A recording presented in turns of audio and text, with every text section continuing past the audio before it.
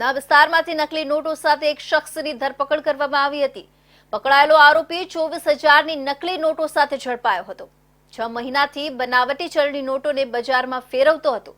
ઉધના પોલીસે આગળની વધુ તપાસ હાથ ધરી હતી। રાજ્યના સુરતમાંથી નકલી નોટો ઝડપાય છે।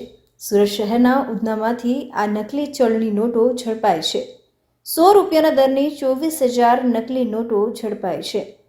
નકલી ચલણી નોટ સાથે એક આરોપીની પોલીસે ધરપકડ કરી છે, તો અન્ય આરોપીઓ ફરાર થઈ ગયા છે, જેની શોધખોળ પોલીસે આદરી દીધી છે। ઝડપાયેલો આરોપી સાડી પ્રિન્ટિંગમાં કામ કરતો હતો। આરોપી પાસેથી બનાવટી ચલણી નોટો છાપવાનું કલર પ્રિન્ટર, 72 બનાવટી નોટો છાપવાના કાગળો, ઇંકની બોટલો સહિતની સામગ્રી પોલીસે કબજે કરી હતી। આરોપી બનાવટી ચલણી નોટોનો શાકભાજી બજાર, નાના સ્ટોર અને કેટલીક વસ્તુઓ ખરીદવા માટે કરતો હતો। આરોપીઓ બનાવટી ચલણી નોટો વટાવીને અસલ નોટો મેળવતા હતા।